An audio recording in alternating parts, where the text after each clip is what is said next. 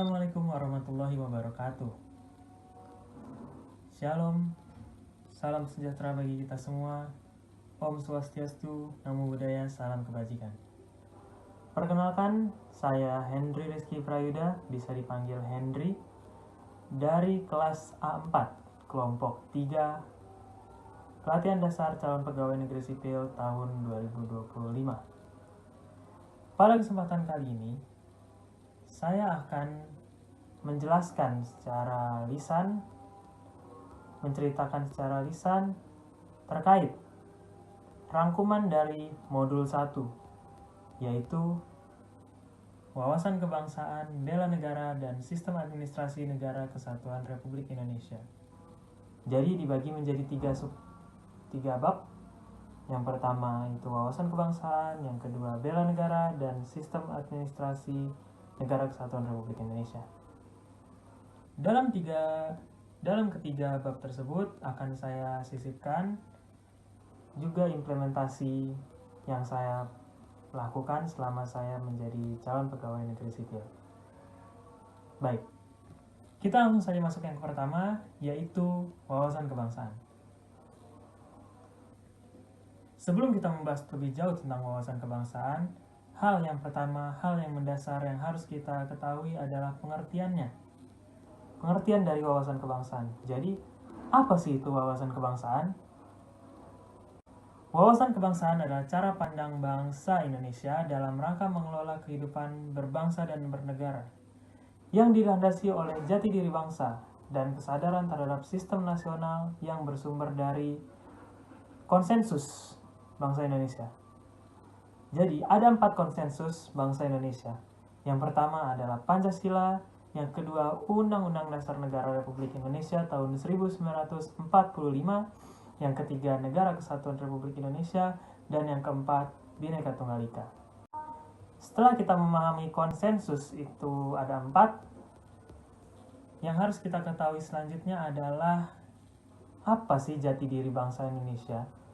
Karena tadi dalam pengertian wawasan kebangsaan disebutkan bahwa wawasan kebangsaan itu dilandasi oleh jati diri bangsa Indonesia. Memangnya apa jati diri bangsa Indonesia itu? Oke, saya kasih tahu di sini. Jadi jati diri bangsa Indonesia itu bisa kita sebutkan juga sebagai identitas dari bangsa Indonesia itu sendiri. Apa sih itu identitas? Ya mungkin kita sering melihat identitas bangsa Indonesia itu mungkin sebagai sebagai sesuatu yang pertama kali kita pikirkan ketika kita mendengar bangsa Indonesia, mendengar sebutan bangsa Indonesia. Yang pertama tentunya benderanya, bendera negara Sang Merah Putih.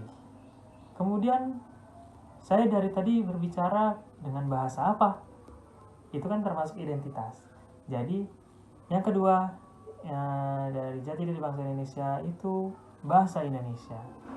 Kemudian setelah bendera tentunya ada lambang negara Garuda Pancasila. Dan yang terakhir, setiap negara pasti memiliki lagu kebangsaan. Dan lagu kebangsaan kita yaitu lagu kebangsaan Indonesia Raya. Nah, dengan demikian keempat simbol tersebut, bendera, bahasa, lambang negara, lagu kebangsaan, bukan hanya sekedar merupakan pengakuan atas Indonesia sebagai bangsa dan negara, melainkan juga menjadi simbol dan lambang negara yang dihormati dan dibanggakan warga negara Indonesia. Keempat simbol tersebut menjadi cerminan kedaulatan negara Indonesia di dalam tata pergaulan dengan negara-negara lain, dan menjadi cerminan kemandirian dan eksistensi negara Indonesia yang merdeka, bersatu, berdaulat, adil, dan makmur. Oke, kita sudah bahas mengenai wawasan kebangsaan, apa itu jati diri bangsa Indonesia, identitas bangsa Indonesia, konsensus juga tadi sempat dibicarakan sekilas. Nah, sekarang yang tadi saya sudah jelaskan di awal video bahwa saya akan menyisipkan di setiap babnya implementasi yang saya lakukan selama saya menjadi CPNS, calon pegawai negeri sipil.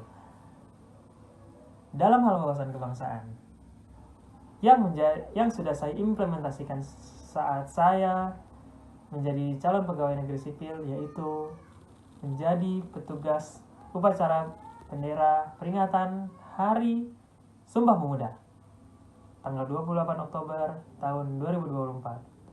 Saat itu berlokasi di kantor pusat Kemendagri dan inspektur upacaranya itu Bapak Mendagri. Ini dokumentasinya. Kita masuk ke bab yang kedua, yaitu bela negara. Seperti wawasan kebangsaan, kita juga harus mengetahui apa itu pengertian bela negara. Jadi, bela negara adalah tekad, sikap, dan perilaku warga negara baik perorangan maupun kolektif yang dilakukan dalam menjaga kedaulatan negara, keutuhan wilayah, dan keselamatan bangsa dan negara Republik Indonesia, yang dijiwai oleh kecintaannya kepada Negara Kesatuan Republik Indonesia yang berdasarkan Pancasila dan Undang-Undang Dasar Negara Republik Indonesia tahun 1945. Nah, bela negara ini tertuang dalam Undang-Undang Nomor 23 tahun 2019 tentang pengelolaan sumber daya nasional untuk pertahanan negara, pasal 7 ayat 3. Di situ berbunyi bahwa nilai dasar bela negara meliputi yang pertama, cinta tanah air. Yang kedua, sadar berbangsa dan bernegara. Yang ketiga, setia kepada Pancasila dan ideologi negara. Yang keempat, rela berkorban untuk bangsa dan negara. Dan yang kelima, kemampuan awal bela negara. Saya akan berikan satu contoh perilaku bela negara. Dalam kelima nilai dasar bela negara itu ada salah satu yang termasuk di dalamnya, yaitu rela berkorban. Rela berkorban ini berarti bersedia mengorbankan waktu, tenaga, dan pikirannya untuk kemajuan bangsa dan negara. Tidak hanya kemajuan, tentu saja ada juga untuk keselamatan bangsa dan negara. Yang akan saya ceritakan di sini salah satu contohnya, yaitu belakangan ini tentu kita mendengar di berbagai media, berita maupun media sosial bahwa terdapat peristiwa yang menyedihkan yang tentunya tidak kita harapkan, yaitu bencana banjir yang paling parah berada di Bekasi, Bogor, dan Tangerang. Nah, bagaimana? Apakah itu bagaimana cara kita mengimplementasikan bela negara, khususnya rela berkorban dalam peristiwa tersebut? Tentunya kita bisa mulai dalam hal kecil.